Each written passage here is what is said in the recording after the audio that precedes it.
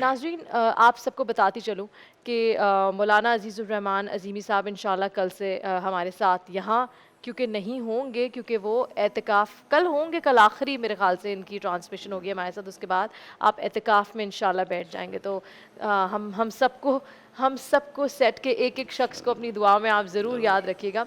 मौलाना साहब, एतिकाफ़ के बारे में ही बात हो रही है, तो इसकी क्या फ़ज़ीलत है एतिकाफ़ की? बिस्मिल्लाहिर्रहमानिर्रहीम नहमदुहु व नुसल्ली अला रसूलिहिल करीम। एतिकाफ़ का माना है खलवत नशीनी। दुनिया में हम रहते हैं तो अपने घर वालों के साथ, बच्चों के साथ, दोस्त अहबाब के साथ रहते हैं, काम करते हैं, मार्केटों में जाते हैं, और बहुत सारी चीज़ें ऐसी हैं जो हमें अल्लाह ताला से गाफिल कर देती है। गफलत के फिर दर्जात होते हैं, जो तक़वा वाले हैं, जो ईमान वाले हैं, वो कम गाफिल होते हैं। जो जितना ज़्यादा दुनिया में मगन होगा वो इतना ज़्यादा गाफिल होगा। अल्लाह ताला चाहते हैं कि बंदा अल्लाह के करीब हो जाए, और उसके लिए अल्लाह ताला ने इबादत का जो निज़ाम बनाया है उसमें ऐसा अज़ीमुश्शान और एतदाल वाला निज़ाम है कि उसमें हमारी दुनिया का भी नुकसान ना हो और दीन का फ़ायदा भी हो। तो अल्लाह ताला ने ये हुक्म नहीं दिया कि आप दुनिया छोड़ कर आ जाए, मस्जिद में बैठ जाएं और बस तिलावत और इबादत और ज़िक्र व अज़कार, ये तो रहबानियत हो जाती है जिसका इस्लाम में तस्वुर नहीं है। अल्लाह ताला ने ऐसा निज़ाम रखा है कि देखें, 12 माह में एक माह आप सिर्फ़ रोज़े रखो, और वो भी सिर्फ़ दिन को, और अपना काम काज भी करते रहो। इसी तरह ज़िंदगी भर में एक मरतबा हज है फ़र्ज़।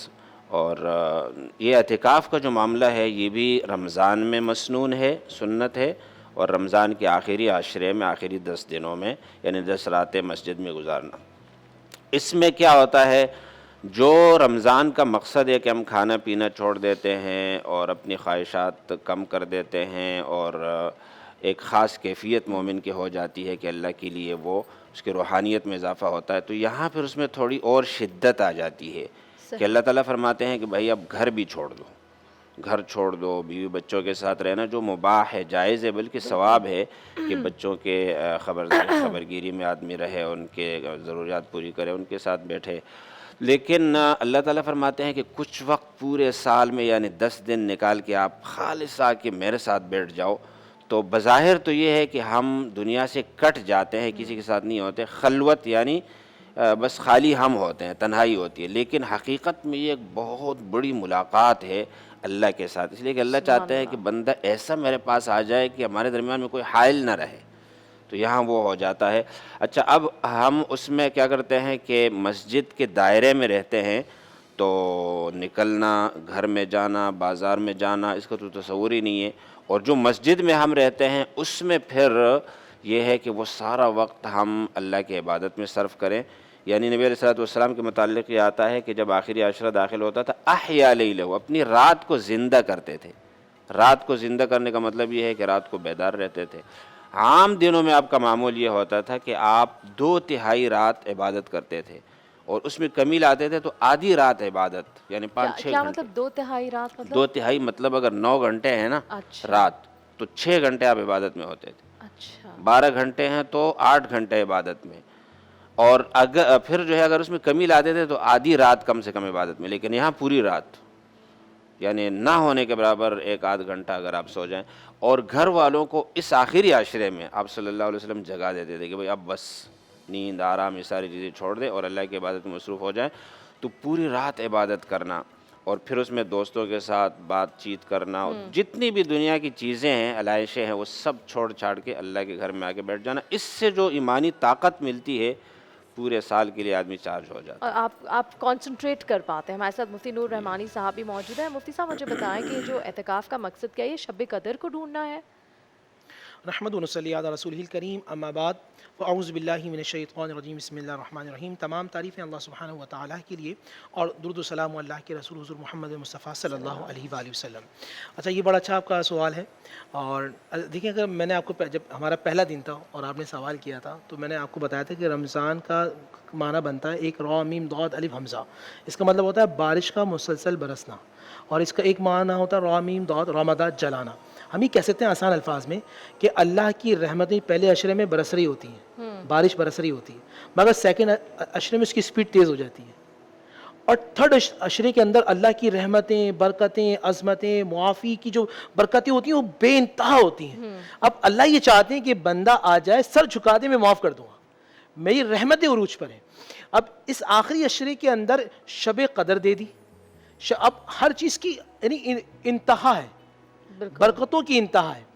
پہلے یعنی 21 سے لے کر 30 تک, اب خیر ہم 5 راتیں ہیں اس میں ہم شب قدر میں گزاریں گے, اور اس کا مقصد یہ ہوتا ہے کہ اے بندے خدا تو 21 کو آ جا, 23 کو آ جا, 25 کو آ جا, تو سجدے کے اندر ہوگا ہمارے پاس, ہمارے گھر میں ہوگا. اب بہن آپ سے ایک سوال ہے, آپ کے گھر میں وہ لوگ جاتے ہیں جن سے آپ محبت کرتی ہیں, وہ گھر میں داخل ہو سکتے ہیں جن سے آپ محبت کرتی ہیں, محبت کے لیول بھی بہت ہیں, اور جن کی آپ دعوت, ایک ہوتا ہے خود جانا, ایک ہوتا ہے بلانا. آپ سمجھیے گا, جو خود آئیں گے ان کی آپ جو کریں گی دعوت, لیکن جن کو بلائیں گے ان کے لیے اہتمام بہت کریں گے. تو جو لوگ اعتکاف میں بیٹھ رہے ہیں ان کو رب بلا رہا ہے, سبحان اللہ, وہ رب کے مہمان ہیں. سبحان نماز پڑھنے والا خود جا رہا ہے, اعتکاف کرنے والے کو بلایا جا رہا ہے, آؤ تم ہمارے گھر میں آ کے بیٹھو. پھر آسان الفاظ میں جس طرح بھی مارکیٹ میں شاپنگ میں مارکیٹ میں سیل لگی ہوئی ہے, ٹھیک ہے نا, اب آخری عشرے کے اندر بھی انتہائی اعلیٰ درجے کی رحمتوں کی سیل لگی ہوئی ہے, بخشش کی, مغفرت کی, اور پھر اس میں تلاوت قرآن ہے. آپ کبھی جا کے اعتکاف میں دیکھیں, شیخ بیٹھے ہیں, دوسرے لوگ, اللہ تعالیٰ آپ کو حرم میں لے کے جائے, آپ جائیں مدینہ منورہ, آپ جائیں خانہ کعبہ, اب آخری عشرے میں دیکھیں کیا منظر ہوتا ہے بہن, کوئی تلاوت قرآن کر رہا ہے, کوئی تسبیح پڑھ رہا ہے, کوئی درود مصطفیٰ میں ہے, کوئی رکوع میں ہے, کوئی سجدے میں ہے, کوئی قیام میں ہے, کوئی اشک بہا رہا ہے, کوئی اللہ کی نعمتوں کو یاد کر رہا ہے, کوئی اپنے گناہوں کو یاد کر رہا ہے. کیا منظر ہوتا ہے, سبحان اللہ, کہ ہر اگر 100 کے 100 لوگ ہیں وہ اللہ سبحانہ و تعالیٰ کو یاد کریں. مقصد اللہ کی محبت ہے, اور ایک مقصد شب قدر کا پانا بھی ہے, کہ شب قدر جس کو مل جائے ہوگا کیا, 84 سال کے برابر اللہ سبحانہ و تعالیٰ آپ کو ثواب عطا فرمائیں گے. آدم علیہ السلام کی امت, شیش علیہ السلام کی امت, موسیٰ علیہ السلام کی امت, عیسیٰ علیہ السلام کی امت سجدے میں ہوتی تھی, آسمان سے کبھی جبرائیل نہیں اترتے تھے. اس رات میں کرم یہ ہوتا ہے, اللہ تعالیٰ جتنے لوگ دیکھ رہے ہیں اور ہم سب یہاں بیٹھے ہیں, ہم سب کو شب قدر مل جائے, اور اس حالت مل جائے کہ ہم اللہ کی عبادت کر رہے ہیں. اب ہوگا کیا کہ آسمان سے فرشتوں کا سردار جبرائیل اتریں گے, اور جو بندہ عبادت کر رہا ہوگا اس سے مصافحہ کریں گے, کہیں گے تم پہ اللہ کا سلام ہو, اس پہ رقت طاری ہو جائے گی جس پہ اللہ کا سلام ہوگا, اس کے رونگٹے کھڑے ہو جائیں گے. تو اعتکاف کا سب سے بڑا مقصد یہ ہوتا ہے کہ شب قدر کو حاصل کریں اور مسجد میں دھرنا لگا لیں, بالکل پروردگار تجھے منانا ہے. بالکل ٹھیک. عظیم صاحب مجھے بتائیں کہ اعتکاف میں کن باتوں کا خاص خیال رکھنا ضروری ہے, یہ رکھنا چاہیے ہمیں؟ جی ہاں, جیسے روزے کے متعلق ہے کہ کھانا پینا چھوڑ دینا, یہ اس کو ہم روزہ کہتے ہیں, لیکن ایک روزے کی روح ہوتی ہے, وہ یہ ہے کہ آپ اگر جائز چیزوں کو چھوڑ رہے تو ناجائز کو تو اس سے پہلے چھوڑ دیں, اور زیادہ سے زیادہ جو ہے آپ تقوی والا روزہ رکھیں. اسی طرح اعتکاف میں بہت سارے لوگ آ جاتے ہیں, دیکھا دیکھی ایک جذبہ ہوتا ہے, لیکن آ کے جب بیٹھ جاتے ہیں تو پھر موبائل کا استعمال, آپس میں باتیں کرنا, گپے لگانا, وہ وقت جو ہے نا وہ ضائع کر دیتے ہیں. تو اعتکاف میں کچھ چیزیں تو ضروری ہے, وہ یہ ہے کہ آپ وہ جو باؤنڈری ہے, حد بندی ہے, وہاں سے نہ نکلے باہر. اسی طرح جنابت کے حالت میں مسجد کے اندر نہ رہیں, اور اسی طرح جو ہے یہ تو بنیادی شرطیں ہیں. کچھ وہ چیزیں ہیں جن کو ہم مستحبات کہہ سکتے ہیں یا آداب کہہ سکتے ہیں, یا جن کا خیال رکھنے کی وجہ سے ہمارے اعتکاف میں قبولیت کے امکانات زیادہ ہوں گے. وہ یہ ہے کہ ہم جو یہ وقت ہے یہ تلاوت میں گزاریں, ذکر میں گزاریں, دعاؤں میں گزاریں, نماز میں گزاریں, یا دین کی کوئی بات سکھائی جا رہی ہے یا سیکھی جا رہی ہے, یہ ساری چیزیں عبادت ہے. اس کے علاوہ اگر ہم فارغ بیٹھے ہیں, یا پھر مثال کے طور پر کسی سے رابطہ کرنا ہے موبائل پہ, یا کسی سے کوئی بات کرنی ہے, تو وہ کم سے کم ہو, ضرورت کی حد تک ہو تو وہ جائز ہے.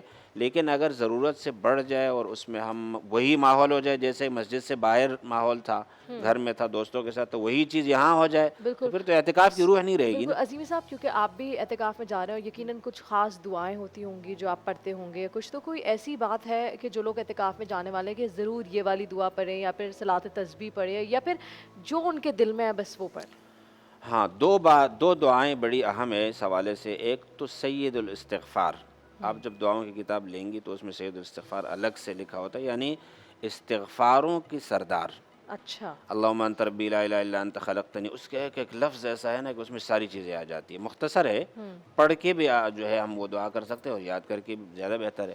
اس کے علاوہ ایک دعا خاص طور پر کرنی چاہیے، اللہم اعتق رقابنا و رقاب آبائنا و امہاتنا من النار۔ اس کا مطلب یہ ہے کہ اے اللہ ہماری گردنیں، ہمارے والدین کی گردنیں وہ جہنم سے آزاد کر دے، اس لیے کہ یہ جہنم سے خلاصی کا عشرہ بھی ہے نا، بالکل۔ تو خاص طور پر یہ دعا جو 3 لفظوں پر مشتمل ہے یہ ہم کرتے رہیں۔ اچھا مفتی صاحب مجھے بتائیں، کافی لوگ کی عربی اتنی اچھی نہیں ہوتی، تو اگر کسی کو عربی میں دعائیں نہیں آتی اور ان کو یہ ترجمہ کر کے اگر وہ بولے تو اتنا ہی وہ اللہ تعالیٰ اس کو اسی لیول اسی طرح معاف کر فرماتے ہیں؟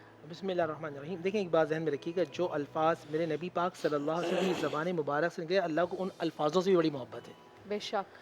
تو اگر آپ عربی کے اندر پڑھیں گے اس کا ایک الگ مزہ بھی ہے اور اس کا ایک کنیکشن بھی الگ ہے، مگر آپ اردو کے اندر جو چاہیں جس طرح چاہیں اللہ سبحانہ، اور وہ میرا خالق ہے، میرا مالک، میرا پروردگار۔ اچھا میں نے اردو سے کہا کہ میں خود اردو اسپیکنگ ہوں، آپ عربی میں، سندھی میں، بلوچی میں، پنجابی میں، اپنی کسی بھی زبان میں اپنی مادری زبان کے اندر آپ رب کو پکاریں گے، رب پکار سننے والا ہے، وہ ایسا خالق ہے جو ہمارے دل میں، وہ اس کے علم ہے۔ آپ جب زبان سے پکارتے ہیں تو اس کو یہ پسند ہے، دنیا والوں سے مانگو تو ناراض ہو جاتے ہیں اور رب سے نہ مانگو تو رب ناراض ہو جاتا ہے۔ آپ اس رات میں جتنا مانگیں گے اللہ سبحانہ و تعالیٰ آپ کو عطا فرماتا رہے گا۔ اور ایک یہاں پہ ایک ذہن میں نکتہ آیا، بات یہ بھی ہے نا کہ جب ہم اپنی زبان میں مانگتے ہیں نا تو ہمیں معلوم کھل ہے، کے مانگتے ہیں، کھل کے، یعنی اللہ سے راز و نیاز ایک ایک چیز۔ عربی میں بعض دفعہ وہ تکلف ہوتا ہے نا کہ محدود الفاظ ہے، کئی دفعہ تو ہمیں سمجھ میں بھی نہیں آتے، یاد ہے لیکن ذہن میں نہیں اور آتا۔ دوسرا یہ جو بھی مانگے آپ کو معلوم ہونا چاہیے۔ ہمارے یہاں لوگ دعا مانگ رہے ہوتے ہیں، ان سے پوچھیں کیا مانگا، یار میں بھول گیا۔ توجہ کا ارتکاز اللہ سبحانہ و تعالیٰ کی طرف کامل ہو۔ ہماری دعائیں قبول نہ ہونے کی ایک وجہ یہ بھی ہوتی ہے کہ ہمیں یاد نہیں ہوتا کہ ہم کس سے مانگ رہے ہیں، ہم خالق اور مالک اور رازق سے مانگ رہے ہیں۔ دوسرا یہ کہ اعتکاف میں جو لوگ بیٹھ رہے ہیں میرے بہن یا بھائی، ایک چھوٹا سا ان کے لیے میسج ہے، قضاء عمری کو ادا کیجیے گا۔ قضاء عمری جو آپ کی نمازیں قضا ہو چکی ہیں ان کو ادا کیجیے، کیونکہ وہ آپ پر قرض ہے، جو اتنی قرض ہے وہ کیسے فرض کریں ہے۔ ہاں ہمارے لوگ نوافل پڑھ رہے ہوتے ہیں، اس میں پتہ کیا ہوتا ہے، جیسے آپ نے کبھی کہا تھا صلاۃ تسبیح کوئی پڑھ رہا ہوتا ہے، کوئی دوسرے اذکار کر رہا ہوتا ہے، لیکن آپ پر قضائے عمری فرض ہے، وہ آپ کو ادا کرنی ہے۔ اور بہترین اللہ نے آپ کو موقع دیا، ہو سکتا ہے آپ کی لاٹری نکل آئی ہے، آپ کو ہاں بلا لیا، اور اس میں بھی سہولتیں بہت زیادہ دے دیں، آپ سے سورہ فاتحہ پڑھیں، جہاں آپ 3 مرتبہ پڑھتے ہیں تسبیح وہاں 1 مرتبہ پڑھیں۔ اچھا مفتی صاحب، یہاں میں آپ سے ایک سوال پوچھوں، کیونکہ آپ نے قضا نمازوں کی بات کی، تو بہت پہلے جب رمضان تھا تو میں کیا کرتی، میرے ذہن میں ایسا تھا کیونکہ ہر چیز کا اتنا ڈبل ثواب ہے، تو نماز، فرض نماز بھی 70 دفعہ ہو جاتی ہے، تو میں بہت ساری قضا نمازیں بھی ہر فجر کے ساتھ قضا، ہر کسی کے ساتھ میں لگا کے پڑھتی تھی۔ تو مجھے یہ ہوتا تھا کہ چلو سب کچھ وائپ آف ہو جائے گا، سب کلین ہو جائے گا۔ تو مجھے کسی نے کہا کہ نہیں، جو فرض ہوتا ہے نا، جتنی مس ہوئی ہے وہ تو بھائی وہ پوری کرنی ہے۔ تو اب یہ اس میں کہاں تک یہ بات سچ ہے، میں آپ کو بڑا اچھا یا پھر اللہ کی رحمت ہے اور اللہ؟ ہاں، فجر کی نماز کے بعد آپ نہیں پڑھ سکتے، صحیح، اور آپ عصر کی نماز فرض پڑھنے کے بعد آپ نہیں پڑھیں گے، اس کے علاوہ آپ مغرب میں، عشاء میں، فجر کے بعد نہیں پڑھ سکتے اور اشراق تک نہیں پڑھ سکتے آپ، ٹھیک ہے نا، یہ آپ کو ذہن میں رکھنا ہے۔ آپ ظہر میں پڑھ لیجئے، آپ مغرب کے بعد پڑھ لیجئے، عصر کے بعد، عصر کی نماز کے بعد قضا نمازیں پڑھ سکتی، نفل نہیں پڑھ سکتی۔ نہیں، میرا سوال میں آپ کو جواب دے رہا ہوں، میں آپ کو جواب دے رہا ہوں۔ لوگ یہ سوچتے ہیں کہ ملٹیپلائی بائی 70، دیکھیں اس میں سیٹسفیکشن یہ ہے نا، جب تک آپ خود سیٹسفائی نہ ہو جائیں تب تک آپ پڑھتے رہیں، اللہ سبحانہ و تعالیٰ آپ کو سیٹسفائی خود کر دے گا۔ بالکل، وہاں سے ایک ایسا کلیکشن ہوتا ہے کہ آپ کو جواب مل جاتا ہے، آپ جو سوال کریں گے آپ کو نماز کے اندر وہ جواب ملنا شروع ہو جائیں گے، جہاں آپ کا سیٹسفائی ہو جائے، آپ کی سیٹسفیکشن ہو جائے، وہ کلیئرلی۔ یہ جو آپ نے فرمایا نا کہ اگر ہمارا خیال یہ ہے، ویسے تو قضا نمازوں میں تاخیر نہیں کرنی چاہیے، یعنی اگر مجھے پتہ ہے کہ 10 20 30 نمازیں میرے ذمہ ہے اور میں انتظار کروں، نہیں انتظار نہیں کرنا چاہیے، لیکن بالفرض اگر ایسا ہو جائے کہ وہ نمازی چھوٹ گئی اور آپ رمضان ہی میں ان کو ادا کرنا چاہتے ہیں اور خیال یہ کہ 70 نمازوں کا ثواب ملے گا، تو یقیناً مل سکتا ہے، اس لیے کہ اللہ کی رحمت بڑی وسیع ہے اور نیتوں پر فیصلے ہوتے ہیں۔ بالکل ٹھیک ہے، یہاں وقت ہوا ایک چھوٹی سی بریک کا، بریک کے بعد ہم واپس حاضر ہوں گے، دیکھتے رہیے نور الرحمان عشق رمضان۔